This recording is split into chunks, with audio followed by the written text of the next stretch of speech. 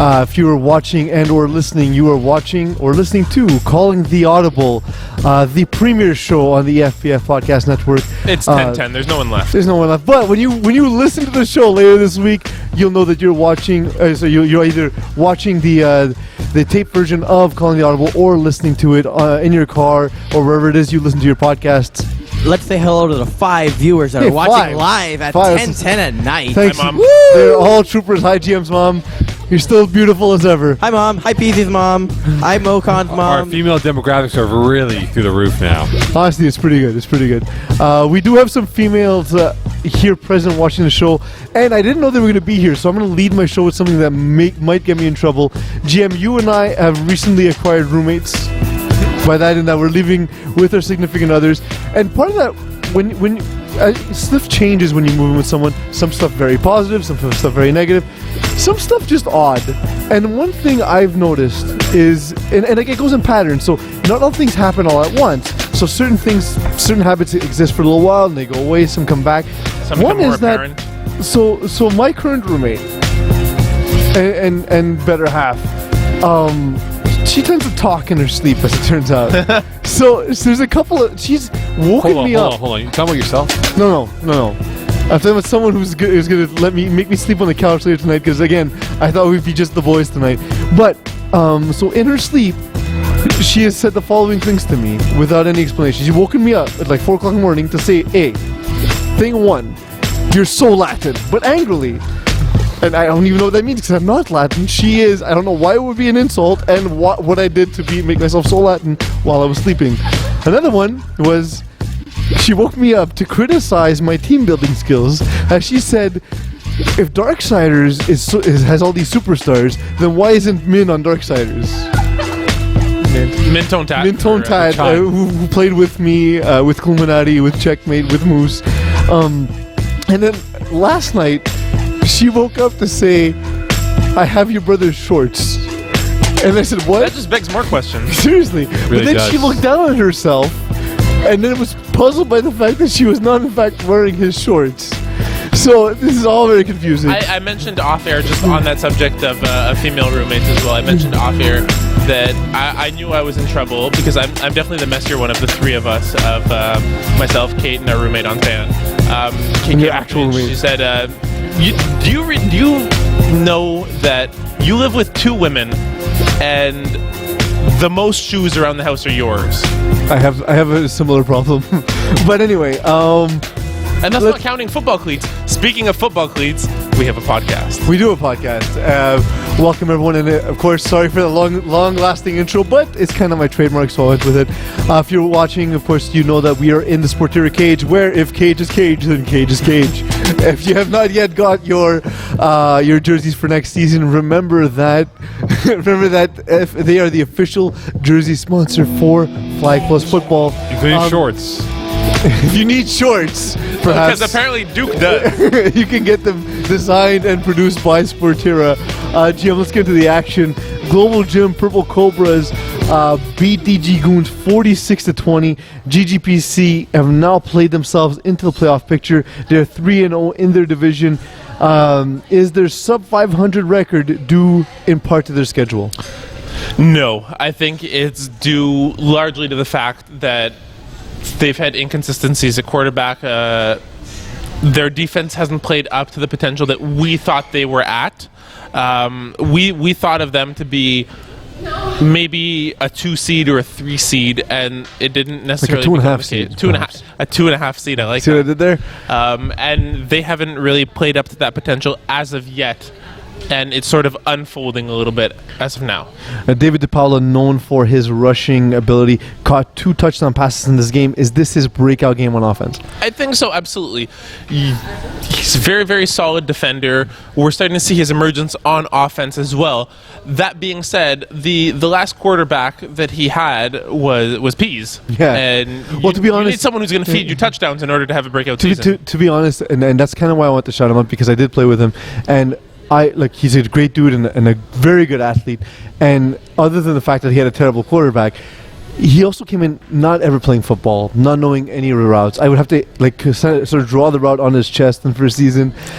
So to see him emerge is absolutely awesome. So David, keep it up, man. Keep up the good work. You're a great dude, and I'm glad that this team is working out for you.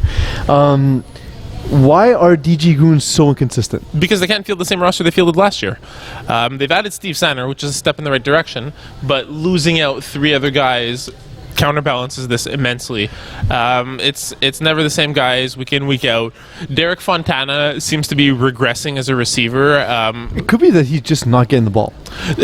He's dropped a lot of balls though this year. And he's the first one to say, he said, I feel like I've been letting down both my teams recently. He's been targeted a lot. He's a deceptive deep threat receiver, but just hasn't been able to corral the ball in when the game's on the line. If you've played long enough in this league, unless you're absolutely a top tier star, you're going to have seasons like that. You'll have bad games, but then at some point you even get to have bad seasons. But I'm sure he's got enough talent. He'll rebound. I don't think he's going to be the problem for DG Goons moving forward. Are you surprised that they allowed 46 points with the defensive mastermind and player Steve Sanner there for DG Goons? No, not at all. Okay. Sanner can only be in so many places at one time. I saw him play in his first game with DG Goons. He was everywhere. Yep. And that being said, even having a defender that's everywhere, if there isn't a consistent rush on the quarterback, and B, you see the offense sees a lot of matchups that they can exploit aside from Sanner, there's not a lot he can do. Like, he can call a great defense. He can be almost everywhere. But with that in mind, there will be times where the defense will show as porous as it is. That's fair. In a game, summer's a time of love. And in a game between my old love and my new love, the Alpha T's beat Jagerbomb 45-25. The Alpha T's may be good enough to win a championship, in my opinion. Tell me I'm crazy. Tell me I'm nuts. Tell me you don't see it, because there's just something special when I see this team play. There is every year that one team that comes out of nowhere and defies a lot of expectations because media members haven't given them enough exposure and haven't seen them play to know the true gems that they are. And Alpha T's have all the findings of that right now. You know what you remind me of? Sorry, PC. Go ahead, sorry. This Alpha T's squad reminds me of the Jagerbombs from winter season 2015. Yeah. And look, honestly, I was leaning a little bit more towards the family. Oh. They remind me a little bit of the family, but yeah. Look, the last few teams that I've sort of become enamored with early in the season, it was Game Changers, it was Jagerbomb. Now I'm saying Alpha T's. I'm telling you guys, I see something special. I see something in the same way, maybe not to the same level as Game Changers. Obviously, they went undefeated and won a championship in their first season. But like Jagerbomb, who's a team that's good to begin with, and is only going to get better in each season, in my opinion. But I think, honestly, given the right matchups and getting into the playoffs, I think this is a team that can surprise a lot of teams and even win a championship if all the stars line up the right way. In this one, we see Jesse Dupuis had 3 interceptions, one of them being a pick 6. Marc-Antoine Vallée with another one. I think their D is really what puts this team on the map. What do you think, Jim? Do you think this team is really led by their defense, or are they a little bit more balanced than I'm giving them credit for? Defense does win championships. Except in FPF. No, not except in FPF. I don't know. Lower divisions, you tend to see the offensive teams do well in the playoffs. Fair. That being said, it takes a lot defensively to stop Jagerbomb, but it takes even more to score on Jagerbomb.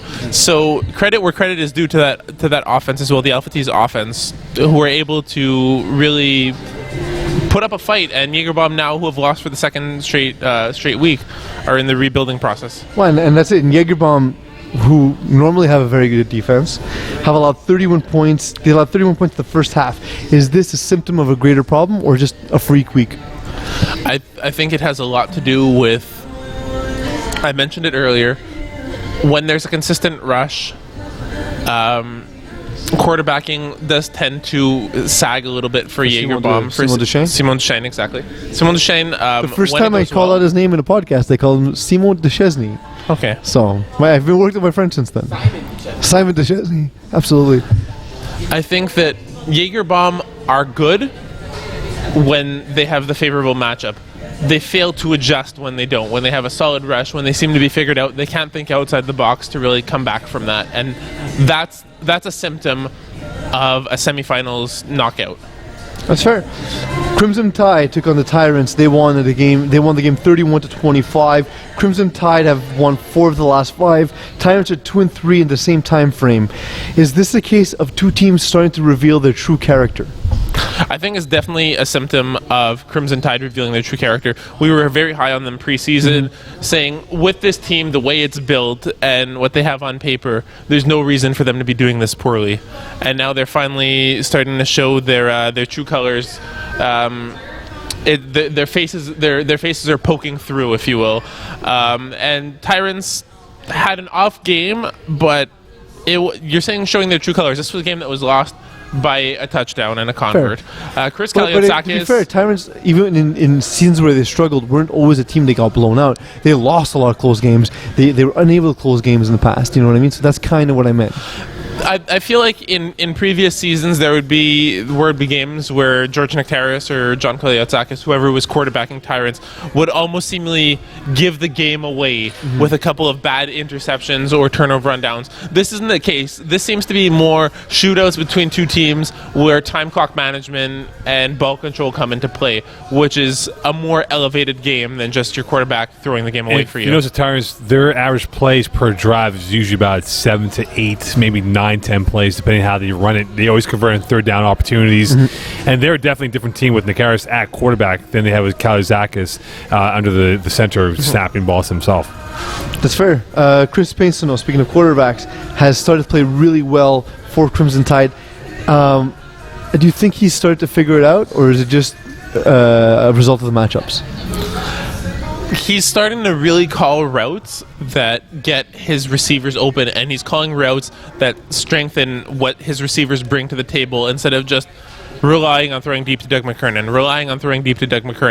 throwing deep to someone else and getting intercepted. He's starting to call those triple slants that are so popular in the upper divisions. He's running a lot of chair routes as well, really spreading the scope and making sure that his receivers get separation from the defenders with the routes he calls. That's fair. Who needs to step up for Tyrants before they let the season slip away? This is a really tough one to say because it's odd. Those who need to step up have been. If you ask me of everyone who's the most talented, who's playing under their potential, it's Andre Frederick. Right now, but he always kind of does. Like, he's so talented, and you see him warm up and run, and the guy is so fast, and he never really has numbers to show it. He never really has an impact. Like he's just one of these guys who's really good. But I don't know if it's that he lacks the drive, or just isn't one of those guys who you want holding the shoulders on the team. You want him as the supporting cast member, because when the time comes, it seems like your expectation, you feel almost let down considering what talent he has. Actually, this stats-wise, this is his second best season in his career. His best year came in spring 2013 when he had 50 catches for 437 yards and about 9 TDs. I played on that team. That's right. This year, 33 catches, 312 yards, and 5 TDs. But again, it's the 5 TDs. You know what I mean? And the guy with his level of ability, you do expect more. I expect a lot from a lot of different people, especially the team I have on this podcast. When we come back from break, we're going to take all that talent, take a look at the playoff picture, and dissect it, and see what it looks like moving forward. Calling the Audible has been brought to you by the English Montreal School Board's DEAL program. Distance education for all learners will allow you to obtain your high school diploma or prerequisites for SAGEP or vocational studies from the comfort of your own home. It's never too late to go back to school. Learn anywhere at your own pace and get your diploma. Call 514-788-5937 for information or visit www.distanted.ca for more details. Welcome back, everyone. You were listening to and perhaps watching Calling the Audible. I don't have a long rant to start this segment of the show, but I will reintroduce the cast of characters. To my right, I have Jim Calethris. He can be followed at CollectYoS or at GMCole44. The technical director is, in fact, the Eagle at Master Control. He is soaring through the skies, making sure that we look nice and pretty every single week. To my left, I got our producer, Mokan. He's the one who keeps us on track, keeps us on task, and yells at me off the air. Oh my God, I didn't realize Jim had a wild cherry Pepsi can with him. They have wild cherry Pepsi? In that size. Thank you. It's actually fantastic. I'm a big Dr. Pepper fan myself. Yeah, same here. So anything cherry cola related, I'm immediately on the It's so rare to find that in Montreal, let alone in Canada. While I get to drink from this non-sponsored can of Pepsi, cherry cola Pepsi. Sportier cherry cola. Sportier wild cherry Pepsi. Yeah. Please give us the breakdown of Conference A before we dive into ourselves. I'm thinking of a number from 0 to 20. Sorry, 0 to 26. What is it? 8. PZ? 19. No, it's 19. It's 19. PZ? Say 19. 19? 1. As in, there's one team eliminated from the entire playoff picture of the 26 teams in Division D. And before you actually read them out, Mokan, I just want to point out the standings are currently on the screen for our audio listeners only. You can see the So what do they care if it's on the screen? So they can go check it out on the Flag Plus Facebook group. There's a link to an Excel file where you can always go check the up-to-date standings. Okay, let's look at Conference A. 2 teams have clinched so far out of 8. Formerly teamless in the 1 spot with 14 points. 5-star prospects in the 2 spot with 14 points. Number 3, Hot Boys Hotline with 10 points. Tyrants in the 4 with 10 points. In the 5 spot, we have clustered teams. Crimson Tide with 8 points. In the 6 spot, Diablos with 8. Bronx Bombers in the 7 with 8 points. Global Gym Purple Cobras in the 8 spot with 6 points. On the outside looking in, Show Me Your TDs, Part of My Swag, and Wolfpack 9, 10, 11. DJ Goons Hooligans are 12 and 13. Yeah. So, GM, looking at this, we have formerly teamless, your team, leading the pack, with 5-star prospects right behind, technically due to tiebreakers. Of the two, which one do you think will end the season as the top dog in Conference A? Considering they don't play each other, this really does come down to matchups. I'm very tempted to say my own team. However, coming up, formerly teamless, have Wolfpack, who have been struggling, but also have Crimson Tide, who are in 5th right now, who are another high seed. Whereas, Mo, if you could bring up the 5-star prospects schedule, with it's very contingent on their 2 remaining games, because it all comes down to matchups here, considering these 2 don't play each other and won't have that head-to-head. Mm-hmm. We know that these 2 will finish 1 and 2 based on their conferences, but based on that... Diablos, Show Me Your TDs for 5-star prospects. I don't know. Diablos are very, very resilient. Diablos are very, very resilient, and that could be a trap game for them. Fair. And just looking at this right now, like sitting in the 1 seed currently, formerly teamless, I don't like it. Like, looking at who's 8th, 7th, and 6th, I'd rather play the 2, 3, or 4 seeds. Or 9th, considering Show Me Your TDs are 9. Well, that's my next question. As we look at it, we see sort of from 5 to 11, we have Crimson Tide, Diablos, Bronx Bombers, Global Gym Cobras sitting there. Then, right behind them, we have Show Me Your TDs, Part of My Swag, Wolfpack. How do you see the 5 through 8 seeds shaping out? Who do you think will make the jump in, and who will fall out of the playoff standings? Crimson Tide and Diablos are definitely going to get it in. Nice. I have Bronx. I have Bronx Bombers, who I have a lot of faith in.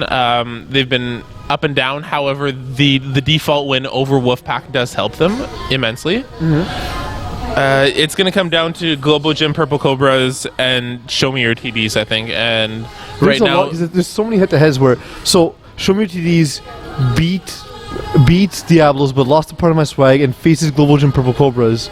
So there's a lot of head-to-heads just between those 4 teams. Mm-hmm. And then it comes down to, will they be 3-way ties? Will they be 2-way ties? Of course, the tiebreaker being head-to-head games doesn't count if it's a 3-way tie or more. It all comes down to what teams show up and bring their money to the field. Interesting. The song. Oh, I see. Okay, there we go. I thought Fees were due in week 3. By now they should be paid. So let's go into Conference B. MK, give us a breakdown. You said the only team, of course, the only team to be eliminated is the Blue Devils from Conference B. Let's talk to us about the 6 teams have clinched. There's 2 spots available. The teams have clinched: Warhawks in the 1 spot, Gotham Knights in the 2 spot, Backyard Bullies in the 3 spot, These Nets in the 4. Got him. Les Affreux in 5, Jager Bombs in 6. Now, there's 2 spots to be had. Alpha Tees and Tomahawk Nightmare both hold those spots with 8 points each in the 7 to 8 spot.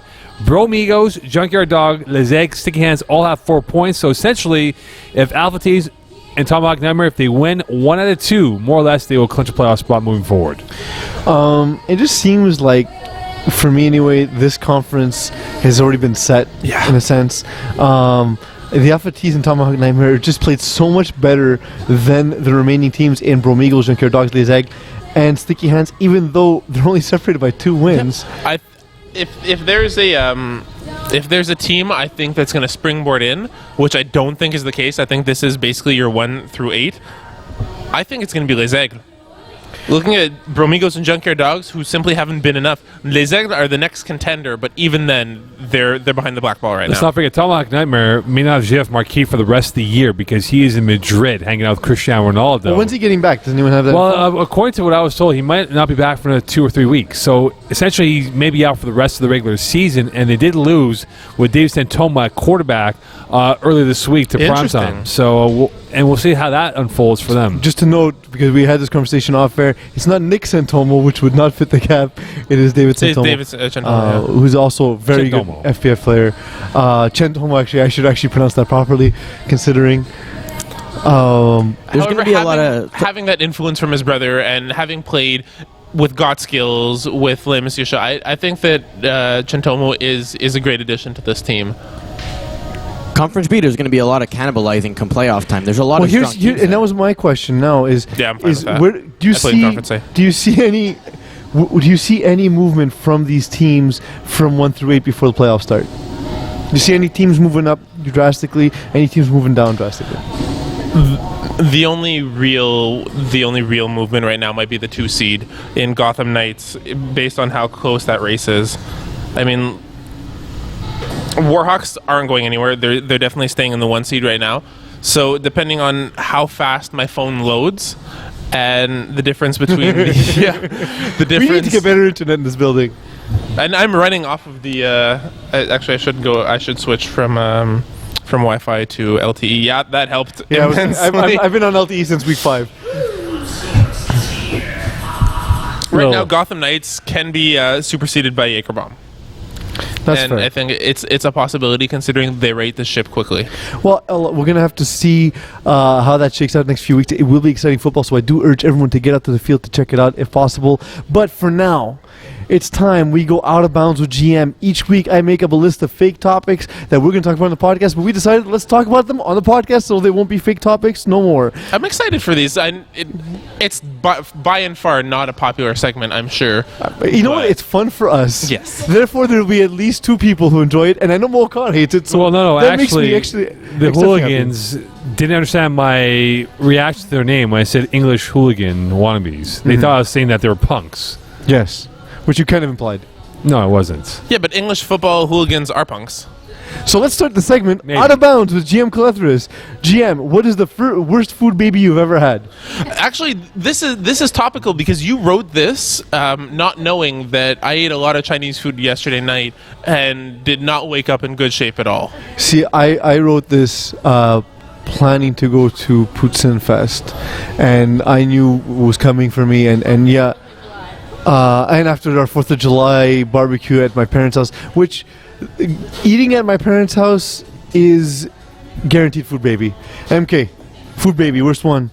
And was it during Ramadan? Food baby as in what? Like when I was a kid, what I ate? No, like when you when you get pregnant, you know how much food you eat. Yeah, and then you have to give birth on the porcelain. Oh, God. Oh, I would imagine it's when you're breaking fast, right? Like that must. Yeah. Well, hence 2 weeks ago, right? 2 weeks ago, you couldn't sit in your seat. Yeah, and that's the day before, right? So, now that you're living with your better half, GM, do you need to run out to Tim Hortons to deliver your food baby? I use a faith-based system where I pray that she's going to be out of the house or just can't hear me. And yeah, I don't know. I've had to order so many black coffees at Tim Hortons. I can't keep drinking those because then it has a negative it's a effect vicious cycle. because it sends me back to Tim Hortons. So it's a problem. GM, is cold yoga the next trend in men's health fitness?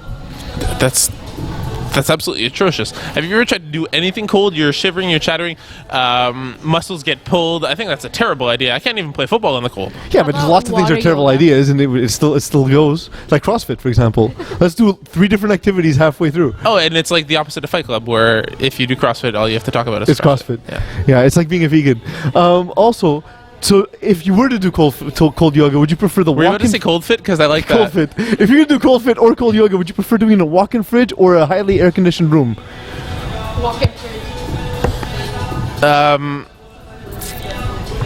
Very, very air-conditioned room. All right, MK. Which iteration of yoga would you do? Warm weather, brother. Warm weather? You're like the Bikram dude? Yeah, look, given that my family background is warm weather climates, we don't survive well in the cold. Our skin gets really ashy. That's fair. That's fair. Give me 3 made-up studies that your mom is convinced will be detrimental to your life or will be the end of the world. Because I know mom science is very popular. Mom science is very popular. I really wish I looked at this in advance because I'm sure there's a few of them. Since I can't think of one, I can bring up the topic that my mom was really, really upset today and called me because she could not take out, I know this is a first world problem, but you cannot take out more than a certain amount at the bank teller at once. If it's a large I've never had that problem.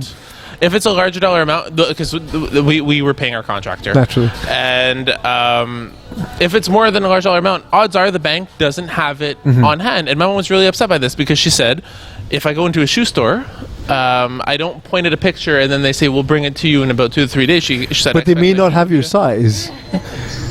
And also, like, isn't your background Greek? So Yes. shouldn't they be used to banks that have no money? Yes.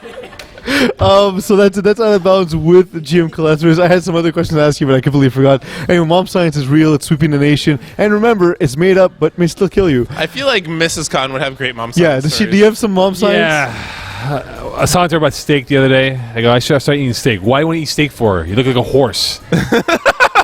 True science right there. That's the true science. Mom. It brings out the inner equestrian in you. Absolutely. I'm going to go 4-1 this week because I forgot what my second point was. 4-1, great, best defense in FPF. Sure. I'm going to go for 1. I would just say man's the best defense. You just don't have the athletes to do it. But if my going for 1 this week is specifically, I had an issue with a referee during a game. I argued with Tom Cesare about a ruling. Turns out he was completely right. CFL ref. Yeah, no, but it's true. But look, lots of refs make mistakes, and it's not a question of quality. Sometimes it's just referees ref in different leagues. FPF has a lot of strange rules, like the one I was arguing. If you want more information about it, of course, you can read it on our Facebook wall. And I went out of my way to apologize to Tom in a message, but as well on the Facebook wall for 2 reasons. 1, so that teams can be aware of rules like this that are not necessarily common. And secondly, we call out refs all the time. And whenever we're in the wrong, we never go out to say, hey, you know what, ref actually did a good job. Kudos to him. So I really want to extend it to Tom to say, you know what, Tom, great job. I appreciate it. I appreciate his effort as well as all the other referees and all the time they commit to the league.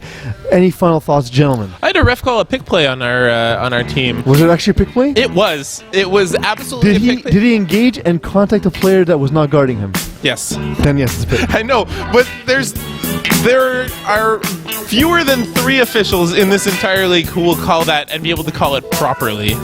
Not only because it was explained to me that not only was he picking a defender, it wasn't the defender lined up in front of him. But that makes it. Reminder, Week 10, all games will be in Brawl Stars, so this Sunday will be Brawl Star games for Week 10. And secondly, I can't stop laughing at that guy who tripped on himself. Yeah. Tell me you guys brought it up in the Dipsy No, podcast. No, we didn't. Oh my god. I'll tell Simon to write in his article. I love it because you see the double move, you see him fall over, and then you see him put his hands out and appeal to the referee like he's hoping for a tripping call. Well, anyway, thank you, Mo. You know who you are. Thank you for all the wonderful production work. GM Collectors, thank you for being here with me this week. Eagle, thank you for everything you've done. And I'd like to thank Fred Millette for tripping on himself and giving the week. For everyone else, thank you for letting me be myself.